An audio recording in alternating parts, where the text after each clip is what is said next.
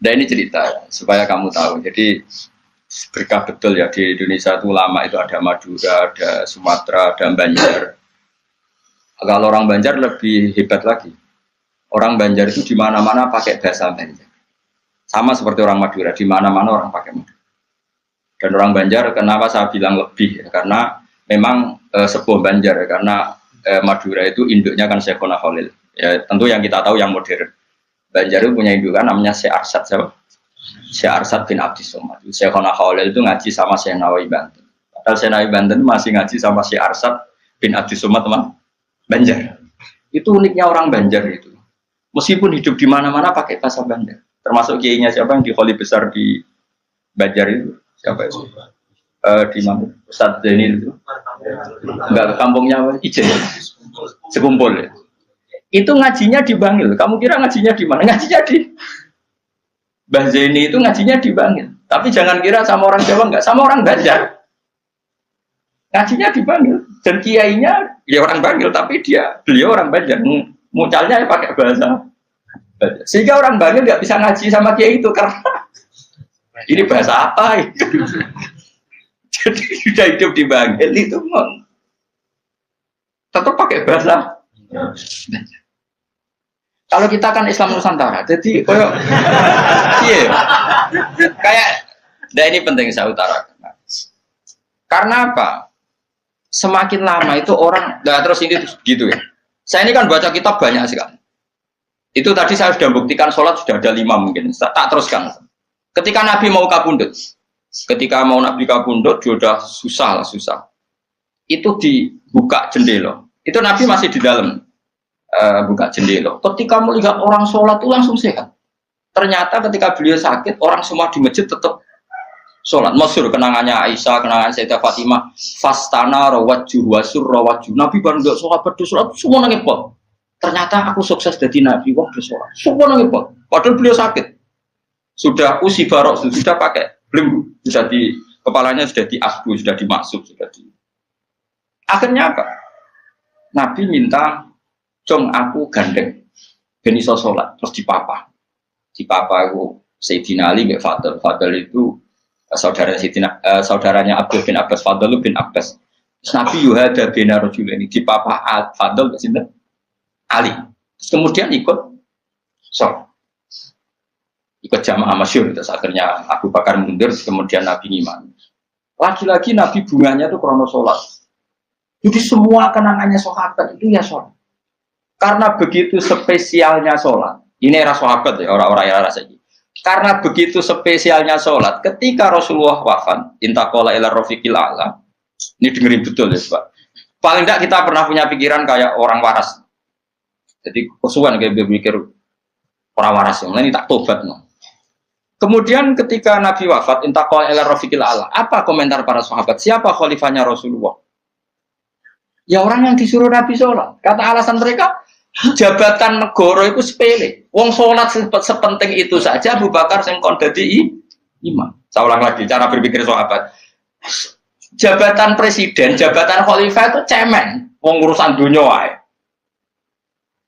Wong urusan sepenting sholat wae sing sowan pangeran dikongkon mimpin Abu Bakar. Apa meneh dhewe urusan dunia ya ben Abu Bakar. Itu ukurannya kelayakan jadi pemimpin itu juga sholat gitu Pak. Paham ya? Mulanya ada kontestasi imam, paham? Tapi tapi Gus, akal-akal ada zaman modern itu akal-akal ini cerita. Mulanya tak kau itu zaman sahabat terus akiasno.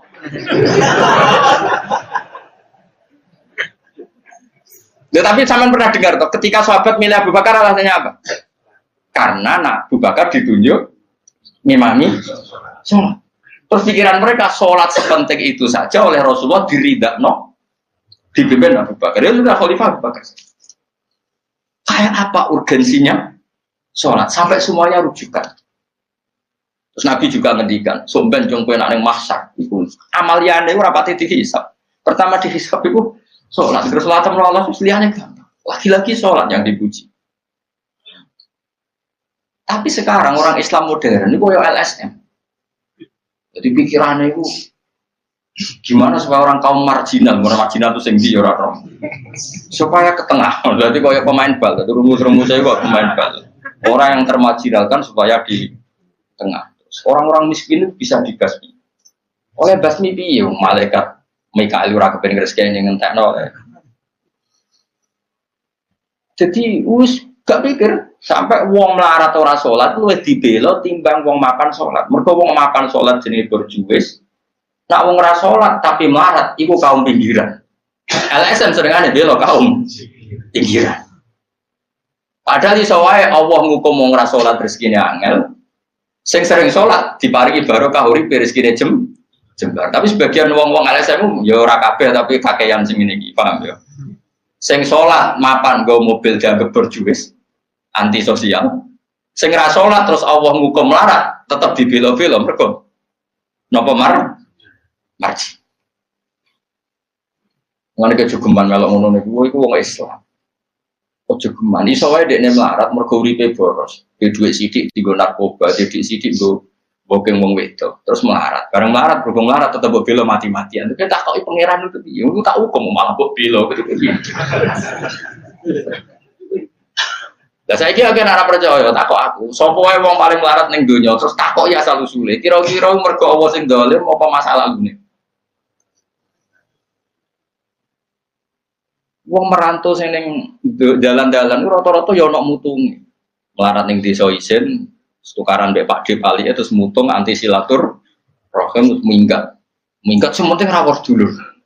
Lho padahal ngendikane Kanjeng Nabi paling cepet dadekno sumpeke rezeki adalah qatur rohim. Wong lungane wae niate ngadu itu lho. Iku jenenge apa qatur? Terus dihukum mbek pangeran merantau kanela.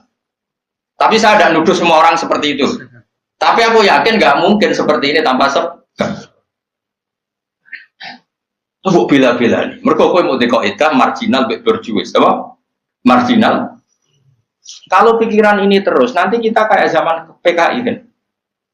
Saya tuh punya kenalan gus-gus banyak di Kediri, di Madiun, di mana-mana. Itu dulu PKI Madiun, PKI Kediri, PKI mana-mana di daerah sana itu.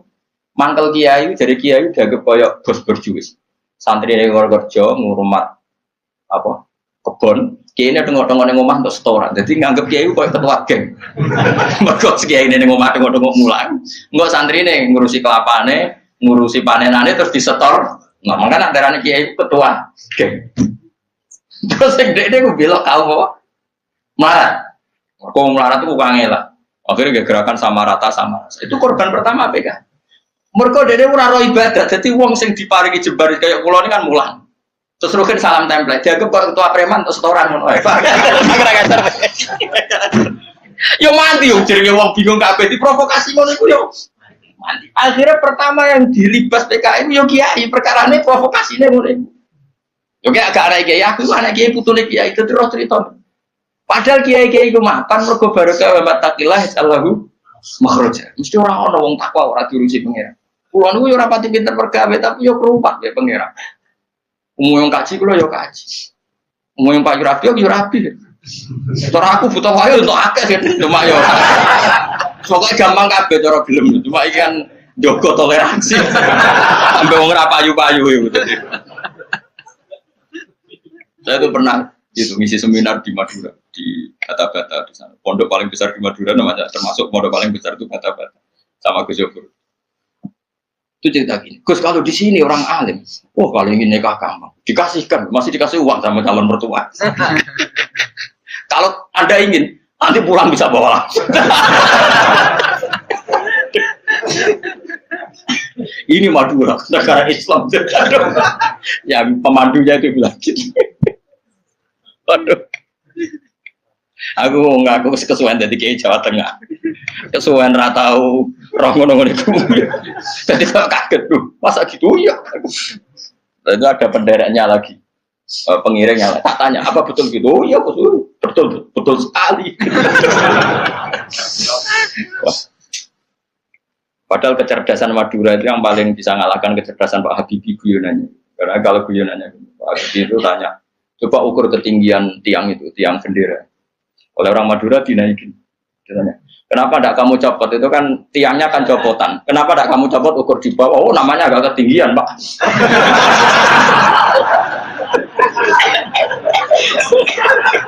Makanya guyonannya, ya itu guyonan. Habibie itu belum pernah debat kalah kecuali ngadu orang.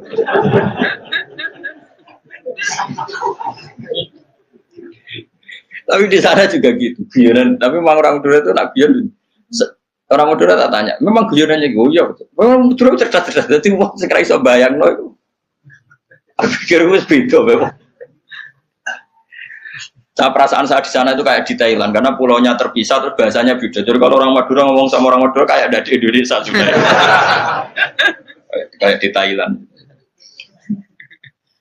Dan ini cerita supaya kamu tahu. Jadi berkah betul ya di Indonesia itu lama itu ada Madura, ada Sumatera, ada Banjar. Kalau orang Banjar lebih hebat lagi. Orang Banjar itu di mana-mana pakai bahasa Banjar. Sama seperti orang Madura, di mana-mana orang pakai Madura. Dan orang Banjar, kenapa saya bilang lebih? Karena memang sebuah Banjar, karena Madura itu induknya kan Syekhona Khalil. Ya, tentu yang kita tahu yang modern. Banjar itu punya indukan namanya Syekh Arsad, siapa? Syekh Arsad bin Abdi Somad. Syekhona Khalil itu ngaji sama Syekh Nawawi Banten. Padahal Syekh Nawawi Banten masih ngaji sama Syekh Arsad bin Abdi Somad, teman Banjar. Itu uniknya orang Banjar itu. Meskipun hidup di mana-mana pakai bahasa Banjar. Termasuk kiainya siapa yang di Kholi besar di Banjar itu? Siapa itu? Di mana? Ustadz Zainil itu? Enggak, kampungnya apa? Ijen. Sekumpul ya. Itu ngajinya di Bangil. Kamu kira ngajinya di mana? Ngajinya di Mbah Zaini itu ngajinya di Bangil. Tapi jangan kira sama orang Jawa, enggak, sama orang Banjar. Ngajinya di Bangil. Dan kiainya ya orang Bangil, tapi beliau orang Banjar. Mucalnya pakai bahasa Banjar. Sehingga orang Bangil enggak bisa ngaji sama kiai itu karena ini bahasa apa itu? Jadi sudah hidup di Bangil itu tetap pakai bahasa Banjar.